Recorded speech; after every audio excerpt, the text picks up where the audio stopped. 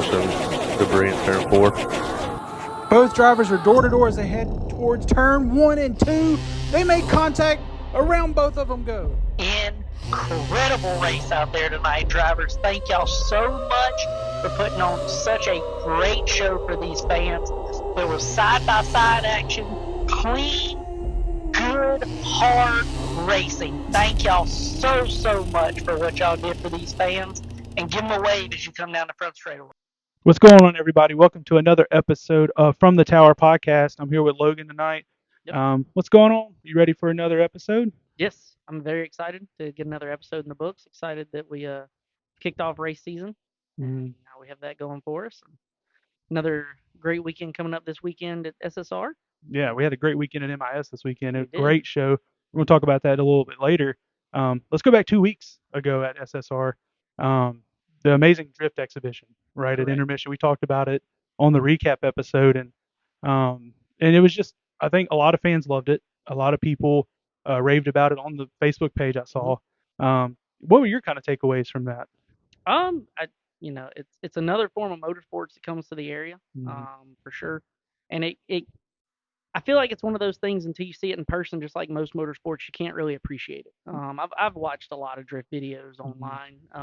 Most people have. I followed a couple of drift people for a little while, and then I just kind of faded out. But whenever you actually are there, I'd compare it to the people that talk about like the NHRA. You feel the cars whenever they take off; they almost like compress your chest. Right. Hearing the cars down here in this valley, the popping, the spitting, and all that stuff was really cool. Yeah. It gave you another bigger appreciation for it, for sure. I mean, yeah, for sure. And like you said, you see it on video, but in person, it's just a whole nother animal, and it's just a great thing to bring to SSR, in my opinion.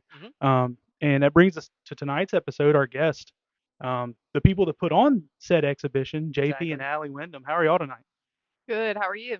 Oh man, amazing, JP. Doing great, man. Thanks for having us on. Yeah, Thank man. y'all for coming out, for Yeah, sure. for sure. Yeah, Thank y'all. and for putting on that exhibition the other day as well. Just want to go ahead and say that because y'all did an awesome job. I know normally the grandstands clear out a little bit during intermission because Yeah. we're normally just doing tiny mite races, something like that. Right. But whenever people heard the cars go out there and kind of heard what was going on, they came back around there and watched y'all put on a heck of a show. Yeah, I agree. I agree with Logan. And we kind of walked down, and I'll tell you this real quick, just to make y'all feel a little bit better. I walked down to the stands because my kids were in the stands that night, and my daughter Destiny, she loves racing, but she's kind of getting older and kind of getting out of it. And y'all were doing y'all's thing out in the middle, and I'm gonna tell you what she said, Daddy, I want to know everything about drifting. She absolutely lit up watching you guys. So That's for one, awesome. thank you Yeah. for that experience for Yes. her. So kind of give us a little background on that. We'll let JP go first real quick. Kind of tell us how you got into drifting and what started you in that motorsport. Yeah, so I would say how I got into drifting probably around 2009, 2010. Like, I don't know if y'all remember like streetfire.net and just a kid looking at the computer watching YouTube and stuff. I seen it and it was just attracted me to it, right? It was like a magnet. And I knew then once, I got out of high school, got a job, that was gonna be the first thing that I tried to do. And yeah, I mean we've been doing it ever since. Okay. Allie, what's your story behind it? I'm assuming you kind of picked it up from JP a little bit. Is that right? Yes. I mean, JP met in 2017. In 2019, he was like, "I want you to try this," and I was like, "I don't know how to drive a stick shift. Like, I can't do this." Well, I got a little stock KA car, learned how to drive stick shift. I started drifting in that, just little events. Ended up pregnant, had my little girl, and then in about 2021, I started driving just small events and still in my stock car. And then in 2022, Spring break bash. yeah, spring break bash Mid-con. of 2023, I was driving his black car. I wrecked it, and he Mm. said, "You broke it, you fix it, it's yours." He went and bought his red car, and I ended up with the black car, and here I am. Yeah. And I'll say, I'm assuming, is the black car you drove at the exhibition the same car, or is that a new car now? It's It's the same car. it's not the car that I started in. Yeah, okay. It was his old car that he Right, competed in. But right. yeah, Is it's that's same. the same car? Correct. The one that you wrecked. Yes. Right. Correct. Okay. Yeah. Yeah. My kids love the way the car looked, right? I mean, your car spits fire out the back. That's something. To Jay-Z. Yeah. And so the kids loved it for sure. So kind of tell us what you do for a living, JP. I know you've kind of got your automotive shop, your mechanic shop. Do you work on your cars at your own shop? Yep. A lot of the stuff's done at the shop. I had the mindset, like, yeah, I can work on them at my house, but it's just having two of everything with tools. So it's just easier. Like, before drift events and stuff, I'll just bring the trailer up to the shop and we'll work on it. But yeah, started in the automotive industry at the beginning of 2020. Mm-hmm. That's when we opened L&L Automotive and Performance. Mm-hmm. That's a rough time to open any Yeah, for business. sure. That's right in the middle of COVID. Everything Yeah. shut down, March 2020 for It us? was around this time of year. that Yeah. year, so. I'm sure that was a difficult time for you guys. Ali, I mean, with him working on the shop and all that, does that impact you at all, or are you there side by side with him doing it all? Well, actually, I have a job myself at a different company, but like anytime that we go to drift events or whatever, I'm up there changing my oil, doing my tires, doing everything. He's doing his, I'm doing mine, and it just takes two. Yeah, Man, she gets her hands dirty. I Yeah. say he don't even change the oil for you. You Nope. got to do it yourself. He makes me do it Man. all. Well, I mean, I guess that's part of it.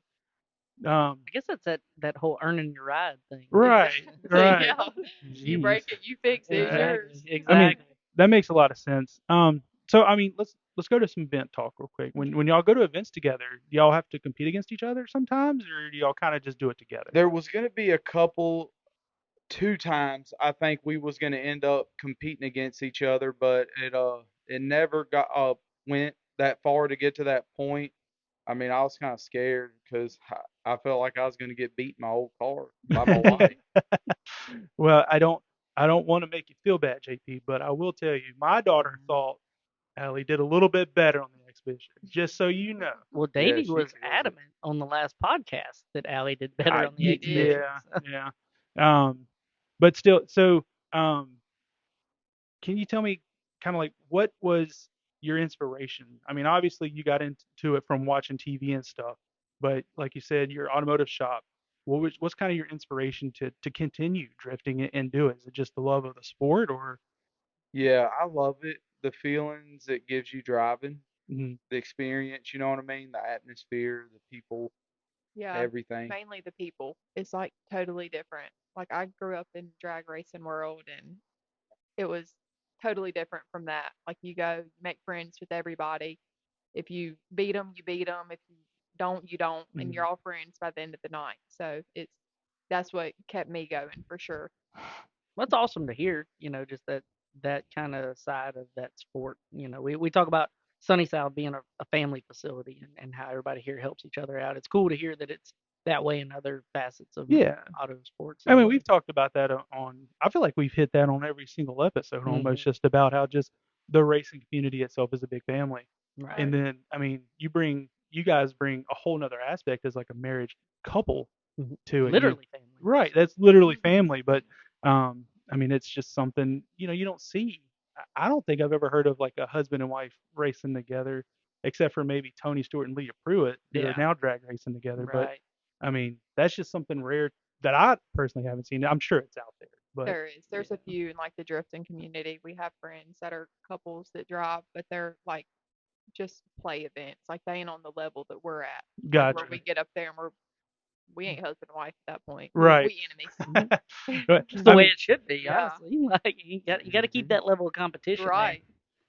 That's how you get better. Yep, for sure. yeah. You got to test yourself. I mean, it's something that, right, obviously you show up each week and anything can happen, right? Right. And so, um, have y'all had a situation to where like you show up to an event to do something together and maybe like your car breaks and now you're down to one car for the weekend or something? Have y'all had that We happen? have. So at Clutch Kickers last round, he was in were you in Top top 16, I 16? want to Yeah. say. His car broke and I wasn't in top 16 yet. I was working my way up.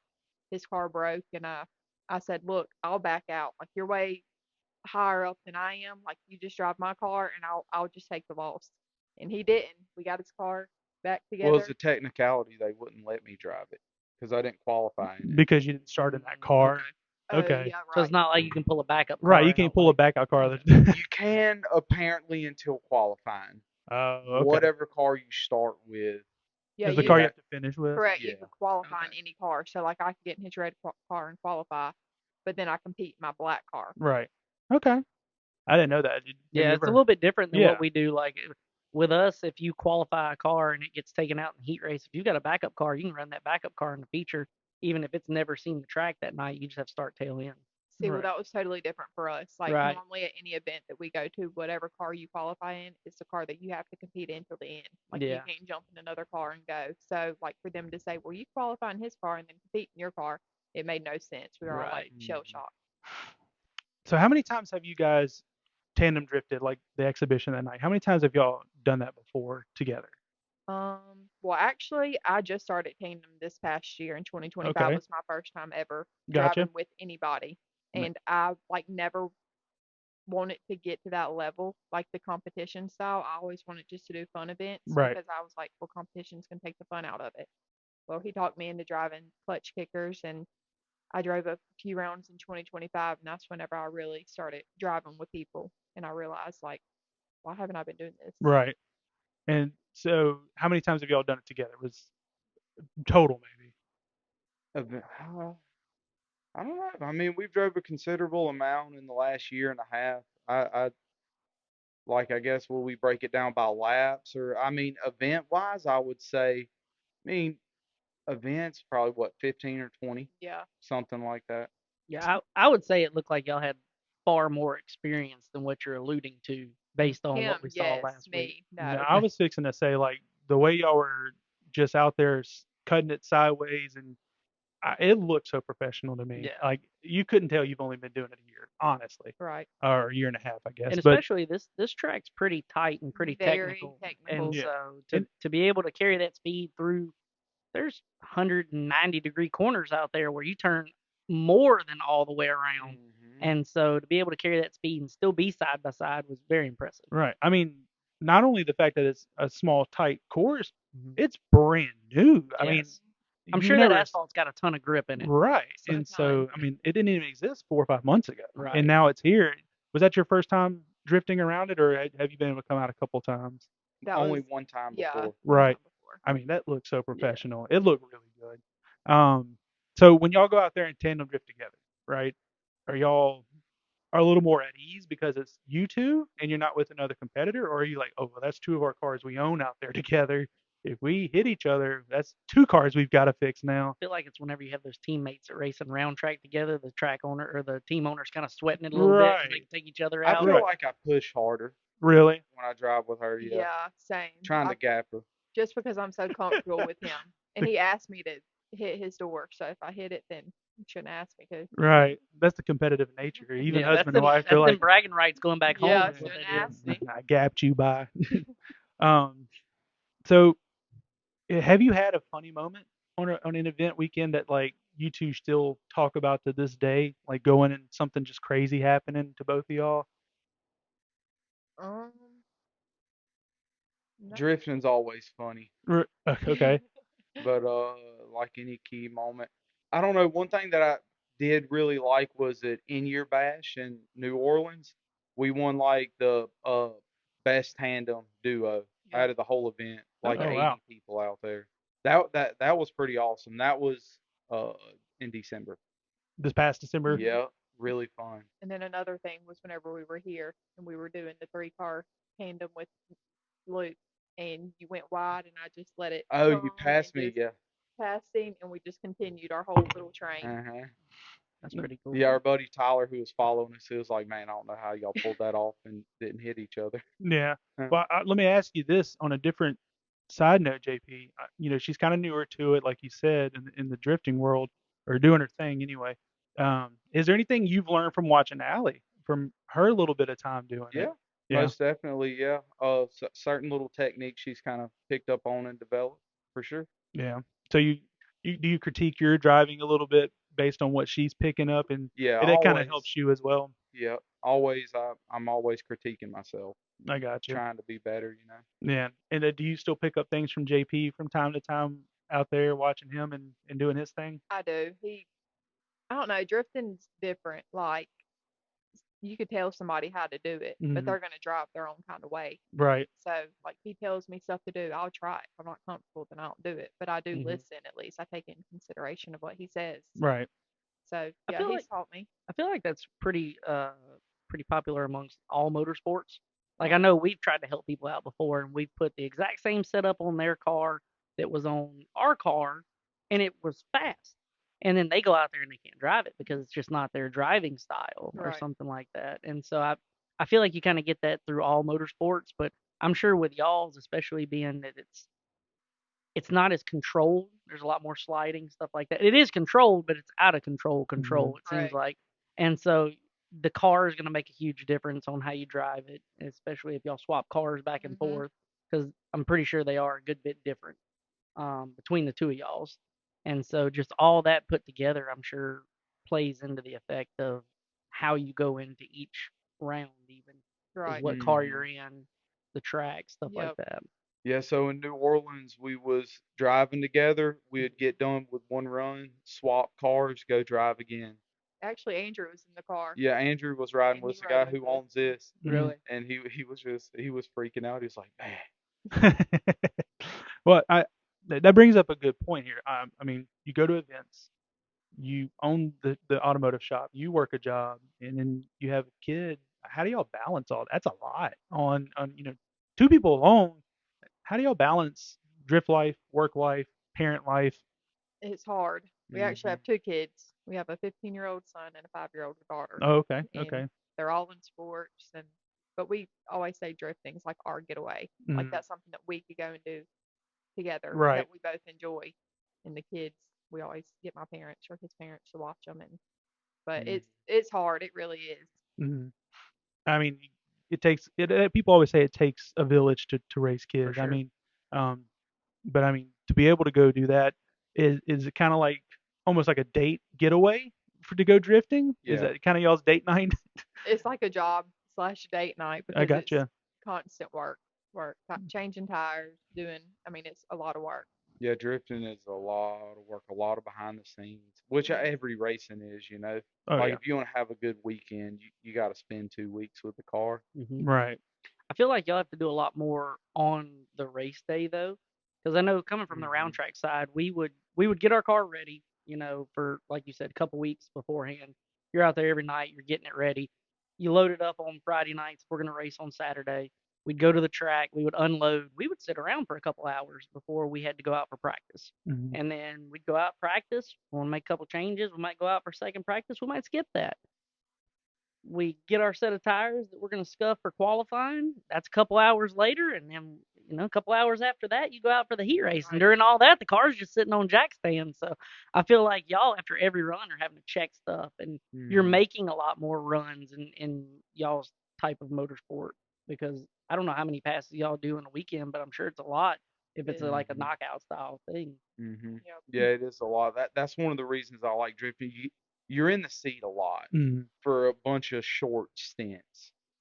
You So know, is it? I know you said you came from drag racing. Is it somewhat comparable to drag racing as far as the experience, or completely different? Totally different. Gotcha. Yes, totally different.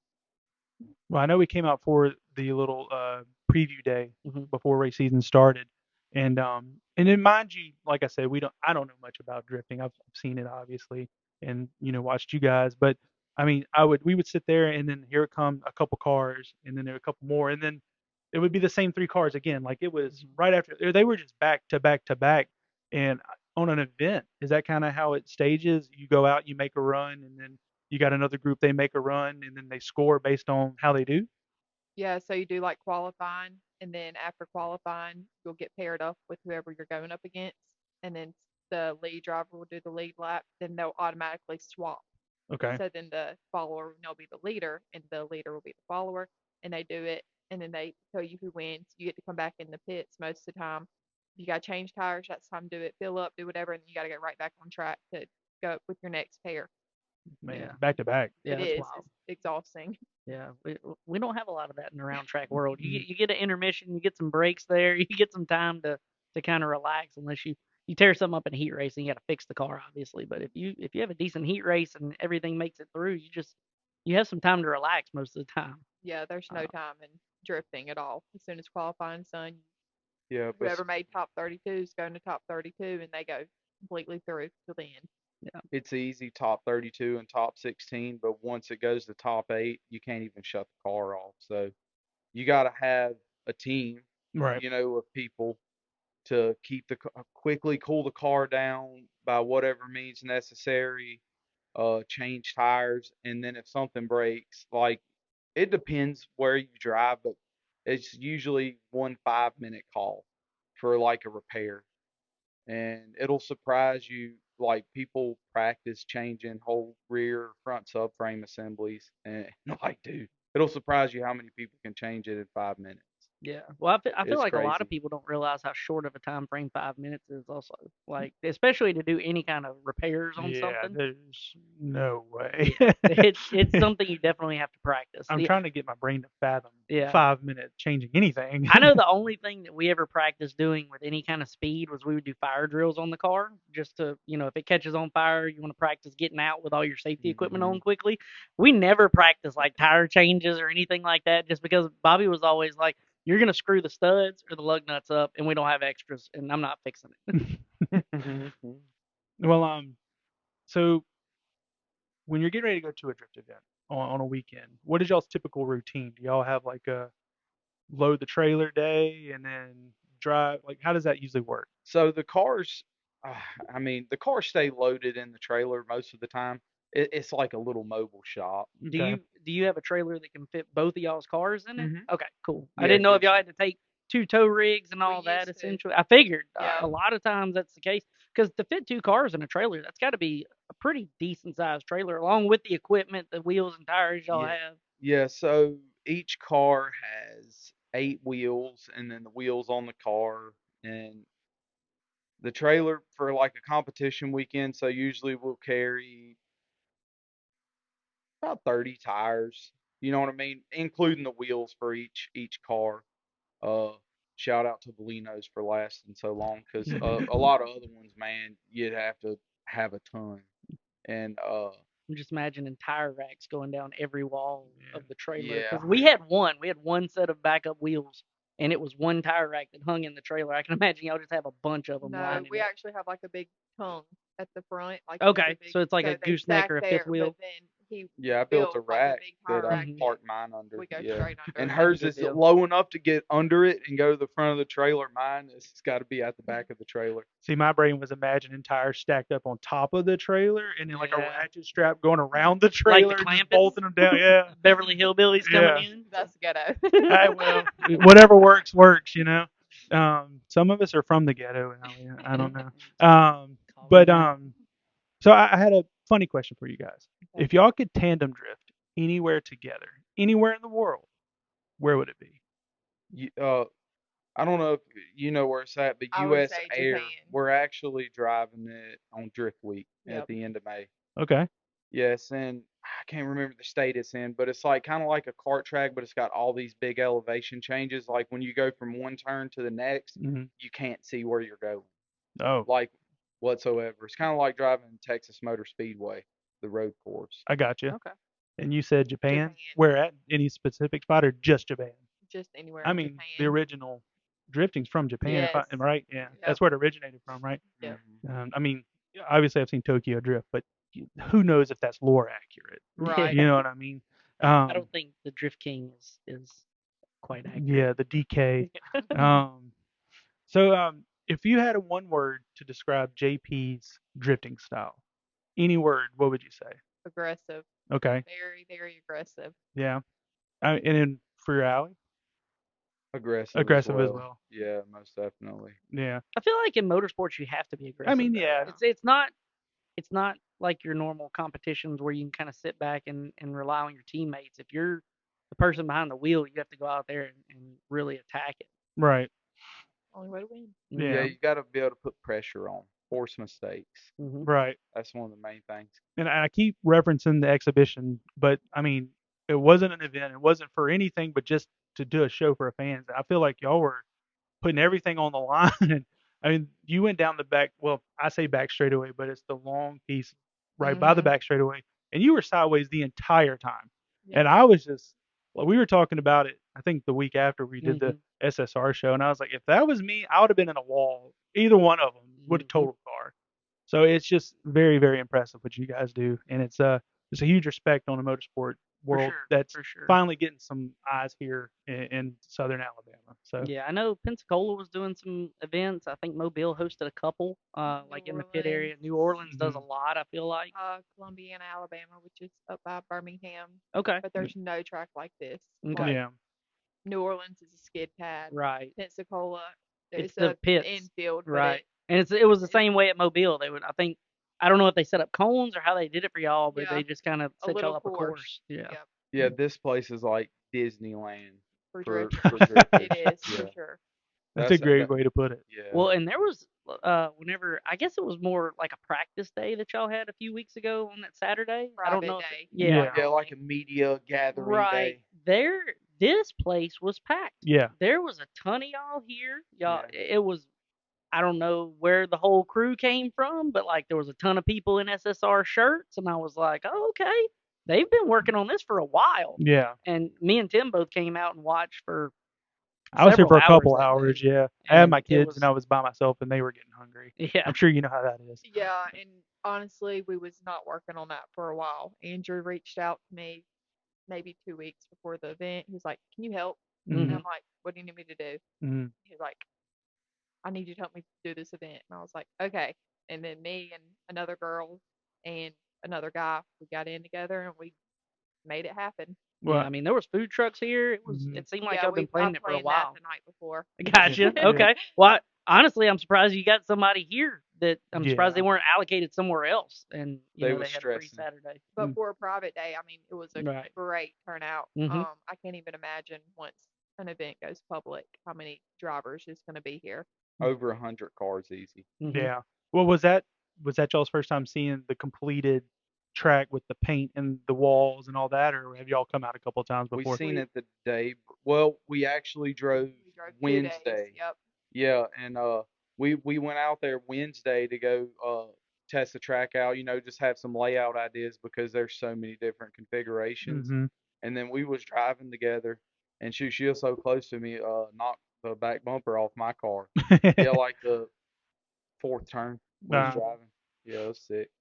So what did y'all think when y'all first saw the track? I mean, I don't know if y'all ever saw it before what it is now, but what it is now, can you Yeah, kind of they describe? they actually were both involved. I think a few years ago, whenever they had Yep. that day, that it was like a Thursday or something, where Mhm. they came out and just they did it on the Oh, round track. the drift Yeah. that Wayne It was put still on. grass. Yeah. Gotcha, Yep. Yeah, it was still gotcha. all grass on the Yeah, inside, so it's just they saw it yeah. beforehand. I did. So. Yeah, I forgot you came. I wasn't out here Mhm. for that. Sorry, I completely forgot about that. What do y'all think about the upgrades and the difference on the track now and how it looks? Insane. Hmm. It's like he said, Disneyland Mm. for Yeah, all it's drivers. amazing. I feel like even like the round track drivers. I Mhm. feel like it's. I mean, honestly, you can't find another track that's this nice. Mhm. I mean, it's very beautiful, and we were talking about the paint and everything, and it just looks so different, but looks so good. Yes. Yes. So Yeah, yeah, the stripes and the color, I mm. like it. Yeah, y'all did y'all's best to ruin it out there at that Saturday though, because they were all Mhm. black, and we talked about that at the Mm. last one because like I was like, oh, they did all that work to paint all the stripes different colors, and now they're just all rubber, Mm. and they came out and repainted them all before the Repaint it, first race, and it Yep. looked great. and it looked very very pretty. Hmm. Well, guys, I want to give you all a chance to shout out your sponsors, shout out your shop for sure. Tell them about you, where your shop is, and then who helps you on y'all's cars every event. L&L Automotive, 12800 US 90. Our number is 251-290-0009. We're authorized field Wise Fab dealer right here in Grand Bay. So if you want the best suspension and the best angle, you know who to call. Hmm. TDC. Valino Tires, TDC Performance does all the tuning on all our builds that we do and our cars. Yeah, and I mean, shout out to my wife. I couldn't do this without her. She For sure. handles all the kid stuff when I'm working on cars. It sounds like she keeps it all together. Oh yeah. Period. To I me. don't know how I do it. Between sport, literally, my little girl's at baseball right now. I called her coach. I was like, "Look, I have this plan tonight. Like, I'm not missing out on it. Can I drop her off? I'll pick her up when I'm done." He's like, you're fine. And then we So, just got her a cart too yep, she because about to start yeah, cart she was racing out here at y'all's opening night and she was like, "Daddy, I want a cart." So y'all add No, another so another we facet of motorsports to y'all's. yeah. Yep, the little kids came by their first Mhm. little lap. We looked. She was just Yeah, she was boo-hooing, crying. and Oh, it was over with. I drove 12 hours, Mhm. Yeah. picked up her Uh-huh. cart, and yeah. gonna get it Another ready. generation of Wyndham racer. Yeah. Well, guys, we want to thank y'all so much for coming on. No, thank It's y'all. been great to learn the facet of drifting in the racing Mhm. world. And like we spoke before, it's something I just don't know much about. So thank y'all Right. for y'all's insight and input. And we're going to take a second and shout out our sponsors. We at From the Tower want to take a second and thank all of our amazing sponsors, the two of them we have right now. The first one, OEC Workplace Solutions. They donated us a very beautiful table to do our work on. So thank you to them. Go see them for all the other office supply needs, office furniture needs. They have multiple lines of furniture and different things you need for the office setting. Make sure you reach out to them and check them out. Also, All Star Graphics, Matt Hillhouse, a racer here at SSR, does a great job with the cars on track vinyl work, stickers, shirts, t-shirts, signs, yard signs. Has everything you need to make sure all your signage needs are taken care of. Thank you to our sponsors. Well, Logan, it was a good time to have JP and Allie on. Yeah. Always great to learn about the new kinds of motorsports that are coming to the area. Yeah. Especially drifting. I think that's going to have a huge following. Yeah, I think so too. Just the positive feedback we've been talking about, just people talking about it on social media and just in person. A lot of good people, good compliments Yeah, coming out of it. especially a lot of the kid racers that we have out here too. A lot of them were very into the drifting last week whenever they did the exhibition. Yeah, and I think that's going to be a whole nother gateway just into Mhm. more racing in general. And then speaking of that, we had racing at Mobile International Speedway this past weekend, and you and I were there. Crazy night of racing, 7 classes, Yeah, and you got it to was race direct, huh? it was intense. Yeah. We normally, we have a little bit of downtime between certain things. The way the schedule worked out this week, we had to roll from one thing into the next. We did practice. The practice times were already preset. I just tried to follow them as good as I could. And it's one of those things where, we're going to give you as much practice time as we can, but if you're not on the grid and there's 2 or 3 minutes left, I put you on a 1 minute clock, and if Right. nobody gets there, we're just going to kind of move on because the practice times are set, but they don't allocate time for clearing the pit gate, which takes Right. time, getting haulers parked, which takes time. Especially whenever we have some that showed up late, like Dustin Smith's hauler came straight from Pensacola, Right. where he had run the ASA race, The I ASA believe. tour, yeah. Yeah, and so he came straight from Pensacola. The pits are already packed, and they've got to sneak this 18 wheeler into a tight little spot, and that took a little bit. Yeah. Um, And shout out to Dustin Smith from Mobile. Obviously took the pole for yeah, the ASA that's a tour. It's huge deal. There was a lot of incredible big names job. in that race. Won stage one. Mhm. And I know he had some issues at the end of the race. I think he with was running top 5 whenever he that issue with Spencer Davis kind right. of Yeah. messed him up. So congrats to Dustin on the pole and the stage win for sure. Mhm. And then like you said, came back to Mobile and jumped in his pro late and he's pulled out. Oh, he did not. It He was was not in his pro Chad late. It was Robinson's in pro Chad's late. pro late. Yeah, He didn't because even run that his. threw Bill Roth off Yeah. all night. He thought that Chad was in that car. Well, through practice and qualifying and everything, he wanted to verify for Right. sure that it was Dustin in the car. Right. And I mean, I didn't even know what was going on. I didn't Mhm. realize it was Dustin in the car Mhm. until later on in the evening when I saw him climb in for single car qualifying. Right. Is when I first noticed it because I got to step back in time a little bit and jump in the flag stand for the night. I know Mr. Bill was not happy about that, No, but it but was a fun time for me. it made my night so much easier. Yeah, Like it was fun. I know that when you're in the flag stand, just like when Davey's in the flag stand here, I have full trust in your vision and what you see and everything. Mhm. And for you to wait on my calls. Mhm. We've had people before in the flag stand at Mobile that they think it should be a caution, so they go ahead and throw a caution without the race director saying so. Right. And then, if not even me race directing, watching Mr. Dan race direct, I know that would frustrate him because that's his call to make. Right. But when it comes to somebody like you and Davey, Mhm. if you can't watch the whole track, I trust y'all when y'all do throw a caution Mhm. that it is a valid caution. Yeah. And we've had issues with that not being the case with some people at Mobile. So having you in the flag stand, I think, put me a lot more at ease for the stressful night that it was with all the divisions we were running. Well, I'm glad I could help you out because it was definitely a busy night. Yes. 7 classes, like we said. Yes. and some crazy stuff, and we'll get to that. But Mhm. we'll go through each race here real quick, and kind of talk about it. Pure Stocks led the night off, and Mhm. I mean, even out of the gate, we had some crazy stuff going. Colby McDonald crossed the line first, but in Mhm. Tech, obviously didn't make it. I didn't hear what was wrong, I but so we don't get the technical of what they were thrown out for in the tower. right, They just tell us who did and did not pass Tech and right, who our new top 3 is. So we got the word that he did not pass Tech. So that gave the win to Michael Williams. Michael Williams, that's right, And so that's between him and Tech and right, whoever else may have been in that area, and hopefully he's got it worked out. I mean, there's so many rules in hmm these divisions that half the time, man, it could be an oversight, or it could be something to where so a lot of small, well, a lot of the people also don't build the mechanical sides of their things. Like you take your engine to an engine builder a lot of times, and they'll build that engine. And if they make a mistake or something like that, and I'm not saying that's the case at all, but right, I've seen it happen before right, where somebody is adamant that their car is legal and it's got the wrong part in it, and yeah, it's or not something's to their just knowledge. slightly too big or too small or And whatever. whenever you're talking about internal engine tolerances, you're talking about thousandths of hmm an inch. I hmm know used to we ran super stocks, now the outlaw division, and the stroke on the crankshaft was a 3.480 stroke.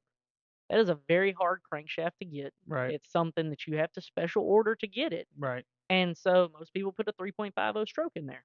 We burnt so many people tearing them down on bore and stroke Right. because we knew They Bobby had the Bobby illegal. was an engine builder. He They, knew all these little insight things. And I knew that our car was legal because my mom told him straight up, if you ever get thrown out for motor, I will never come to the racetrack with you again. yeah. And he took that to heart. Yeah. And so that motor, we never sweated Tech on an engine issue Right. just because of everything that he had been told and the way my mom handled that situation. I knew that we were never going to be thrown out on motor. Right. Well, I mean, like you said though, still great racing in the Yes. class. Colby obviously ran. He was ahead a little bit, Mhm. but it's still a tech issue. Right. In the top five, Billy Kittrell, Peyton Guy, Tucker Burden, and Nick Bowden. After all said and done, was the top five for the Right. pure stocks. Good clean race with Yeah, him a too. very good race. There wasn't even a caution. I don't think so. I don't remember. We ran really well up until that legacy race. Yeah. And honestly, the legacy deal was just a couple bad situations. Mhm. And we'll touch on that once we get to their division. Yeah, we were going to cut through their Crown Mhm. Stocks real quick. A good clean race. There wasn't too much going on in the Crown Stocks either. We had a couple Yeah. little minor things, but Austin Reeves comes out with the win. He was bad Mhm. fast. He won at Pensacola the night before Yes. as well. Mhm. So obviously he is your target guy in the Crown Stocks now. Right. Papa O'Neill, James Papa O'Neill Yeah. finished second. Charlie Ferguson, who last year was a safety truck guy at Mhm. Mobile and purchased a Crown Stock. I know he works on. He's also a crew member for David David McDade McDade, on yeah. the late model side. I'm pretty sure he was Dave McDade's spotter. I'm pretty sure I saw him in the Yep, spotter stand I during think that so. 100 or that 50 lapper. Yeah. And I know he's driven before. He does our prayer Yep, he every does do the race. prayer So every I race. mean, Yep. he's wearing many hats while he is at that track now, especially once he's strapping the helmet on now as well. Yeah, for sure, and just an all-around great dude. He's a Mhm. really good dude. Mhm. Noah Carter fourth and Robert Barber top five there. We'll go ahead and bounce the street stocks. Chad Robinson. I Yeah. mean, what can you say? The dude just outruns just New about new everybody. look on the car this year. It He is has went back to his number 10. number 10. And I do think it was funny. You were on the radio with us as well. Red Dog owns that car, Right. and it's been number 32 forever For because that was Red years. Dog's number. Red Dog didn't even realize that was his car that Chad was driving. I don't know if you heard that on the radio, but he No. didn't know that Chad had changed the number back to 10. He was like, "That's my car," and it was kind of funny because it was Yeah. like that somebody even made the comment that was like, "Sounds like you need to get a little bit more involved." He's like, "I just pay for it." Man, didn't even ask the boss. Just I changed know, it back to just 10. changed it. Hey, I mean, he keeps winning. Why would you argue with him, right? I wouldn't. Yeah, for sure. He might not drive it anymore. And then you don't get all the trophies. Right. You don't get the trophies or the recognition of being a car owner there. Right. Daryl McDonald III or D3, as Yeah. we like to call him, finished second. Mason Johnson jumped up to street stocks this year after Mhm. winning the Pure Stock Championship. Very beautiful car again. Finished third in his first race in that car. Did a very good job. He had speed all Yeah. night. And I know Daryl McDonald and Mason Johnson are both out of the same stables. I Mhm. can't remember. Is it Legacy Race Cars or I don't remember. I don't remember the name of it, but I know that them along with Parker McDonald. Mhm. Parker McDonald had their debut body last year. Yep. Beautiful car. They are very pretty. And both of their cars this year were really nice. I love that blue on Daryl McDonald's car. Yeah, it was a very pretty car. And you're right. I didn't even think about bringing that up, but he does have that new body as well, that Mhm. new car. Yep. Very beautiful cars. Yes. Darvin Lyons, fellow SSR racer in the karts, up in the street stocks at Mobile.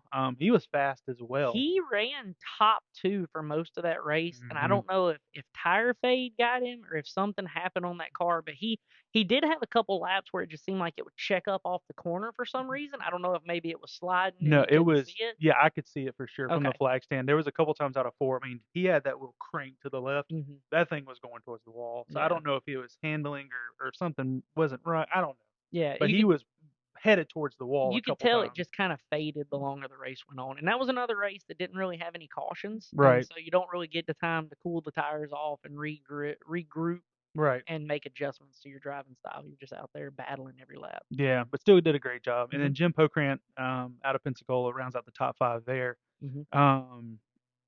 Outlaws, a quick race. Not too much wrong there either.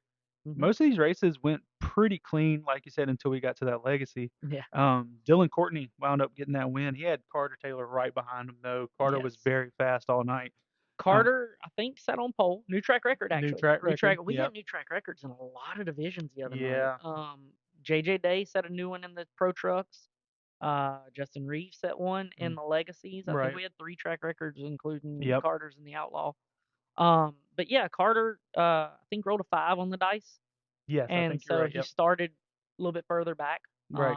And just, maybe 5-10 more laps. I don't know if he could have got there. It definitely would have been a battle. I think it I would think have. he would have been for there. sure. Yeah, he was fast. But Dylan was just fast. He Mhm. was fast. He was consistent, and we don't even know if he showed all his cards. He may have just been staying just far enough ahead to Right. stay out there. That's true. And just kind of chill to see what happened.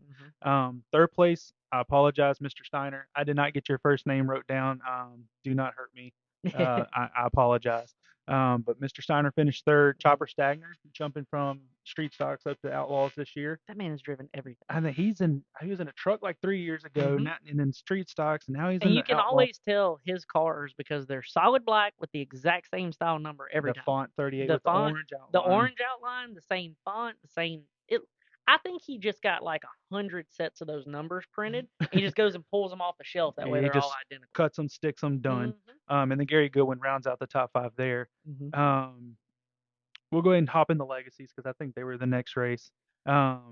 Carson Green crossed the line first, Right. and again another technical thing in tech took the win away. I will say the legacies were the biggest field of the night. I think 14 there was cars. 14 cars. cars. Yeah.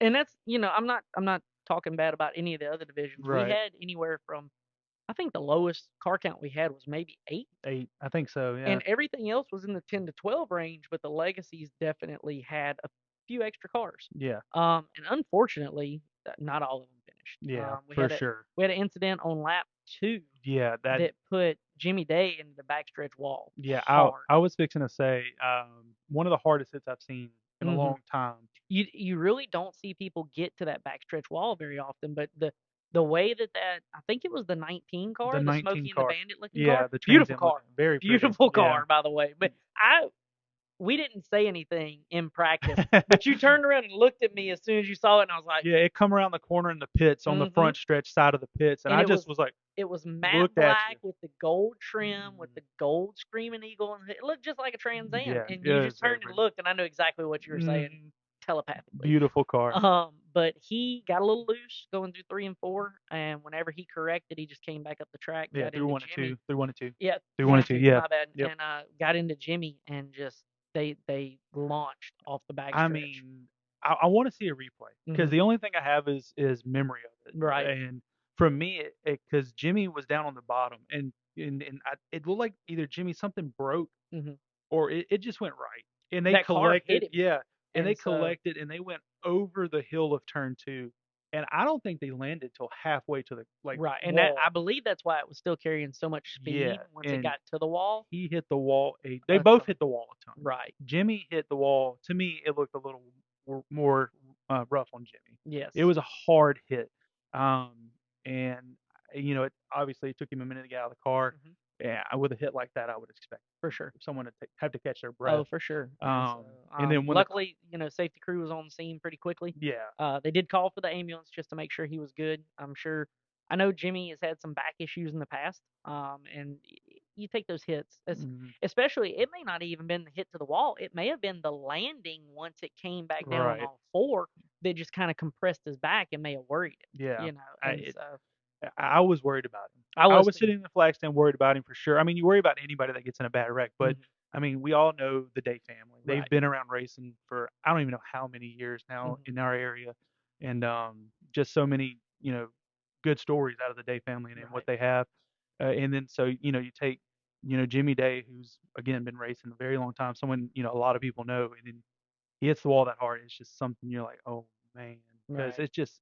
it looked rough Yeah. from the flag stand. And he's not a young man anymore. Yeah. Those hits get harder the older you get, and Yeah. so you really worry about them, especially the people that are a little bit up there in age and stuff like that. So, Right. not saying he's old, not saying he's old at all, but just somebody like Carson Green hitting the wall, he's going to bounce back a little bit quicker than Yeah, somebody like he's a Jimmy lot Day. younger, spry, jump out of the Right. A car. little more, Right, flexible, I guess you'd say, but for sure. And impact resistant. and then, we've talked before on a couple episodes about the legacy class and the day racing team, the Finney Day racing team, and they brought 4 legacies in a truck, Mm-hmm. and out of all 5 cars, only 2 finished their race. I mean, Jimmy with the bad wreck. I know Jeremy Finney had something break.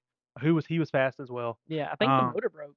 Yeah, something broke. I was in the Because flag stand. I didn't really get to hear what was going it on. popped a little bit and then it locked up. They couldn't even push it back to the pits because the drivetrain was locked up That's on right. it. They had to get the tow truck. Mhm. That's right.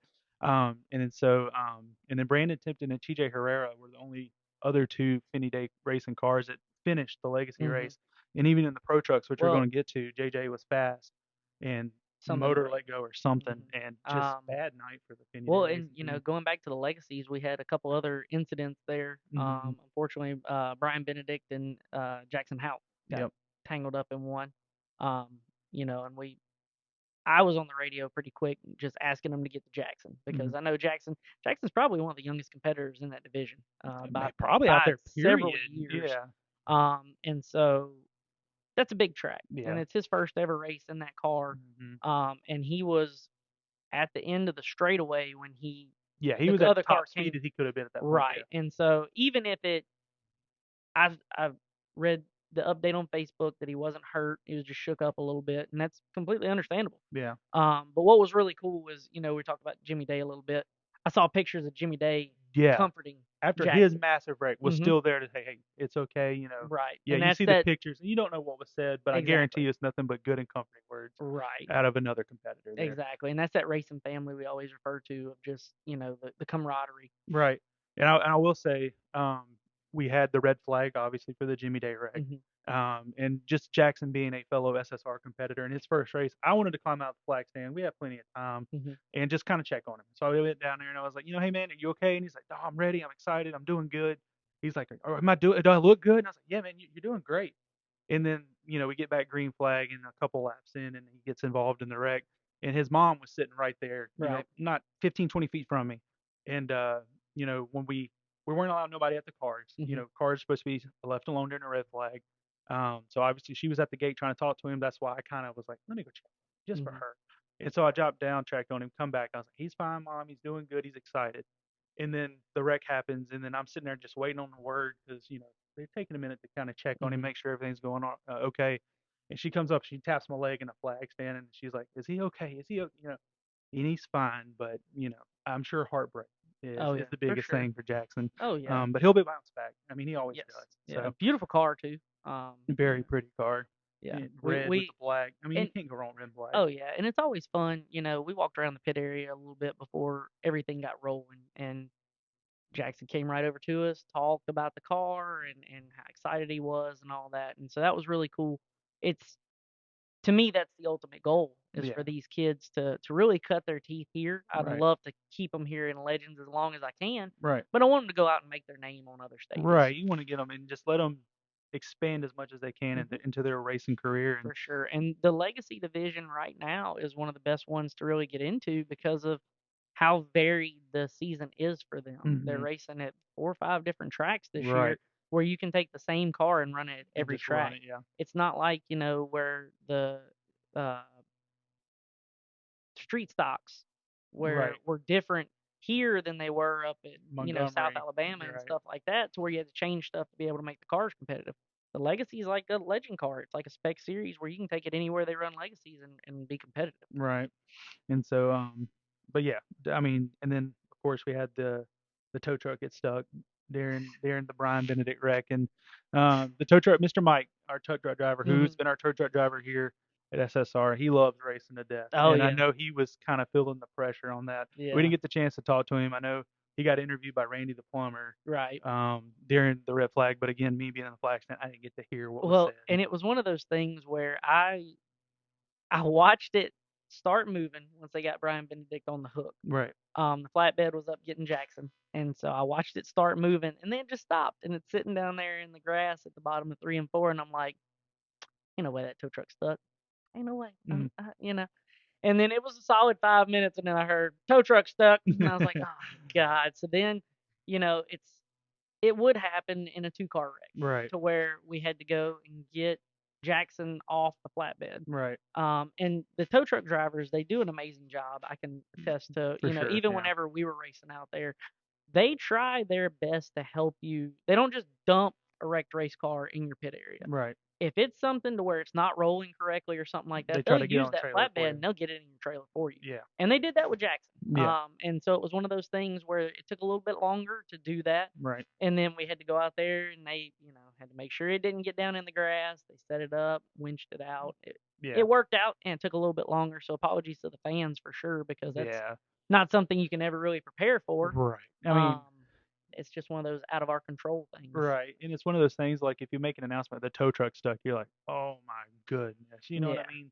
But I mean, Pitts and Sons Towing, shout out to them. Yes. Top notch equipment. Mhm. They don't bring no slacky third generation tow truck to the racetrack. It's a top notch big boy record. Yeah, And and they're ready for they're every situation. they're a little bit, I would say, cursed by success Yeah. because they just don't have any small wreckers Right. because of how deep their business goes and how ingrained they are in this area as the major wrecker service. Right. They don't have normal size flatbeds. They are built to where if it's a big truck, something like that, they can go out and get it. Right. And so that you're suffering from success there because Right. it's a little bit heavier of a truck, and that's probably what made it sink. But at the same time, it's needed a lot of times. Yeah, for sure. And so just rounding back to the Legacy Series, Justin Reeves picks up the win after the DQ.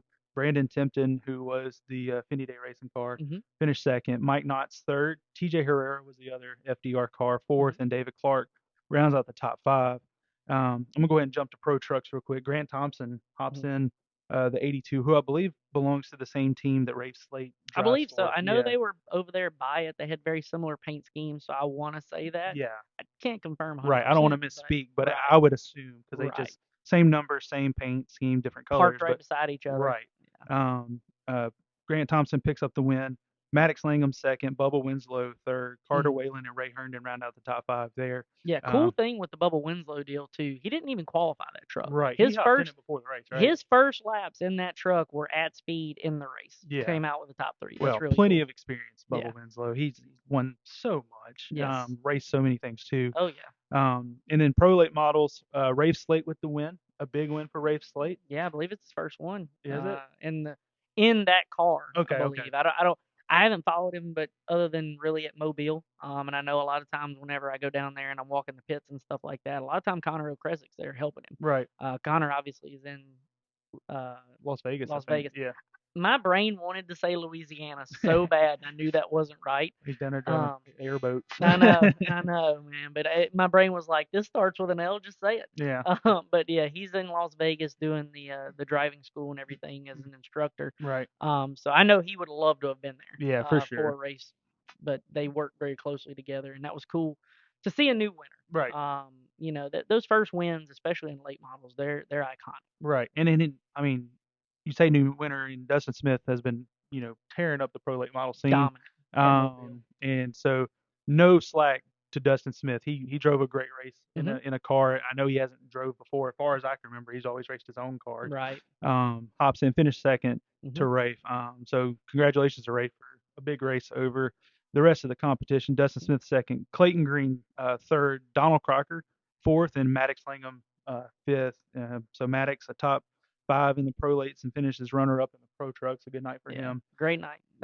Whenever you can finish top 5 in 2 very competitive divisions like that, and honestly, it's a good night whenever you can put 2 cars back in the trailer in one piece. Yeah, for sure. But to have top 5s, especially a runner up in pro trucks, which is, he's got a lot more experience in the trucks.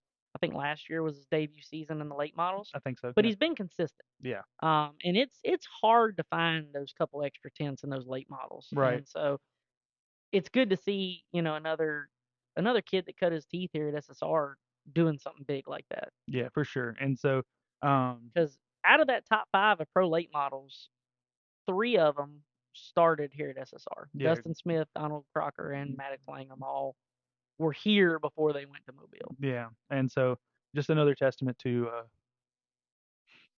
everything. I mean, we've done here at SSR. I mean, we say we don't take credit for all of it. Yeah, a lot of that was well before we all came Right, in, but it's but- just this place as a stepping stone has always been here, and it's cool to go back and see the people who have taken that step. Right, for sure.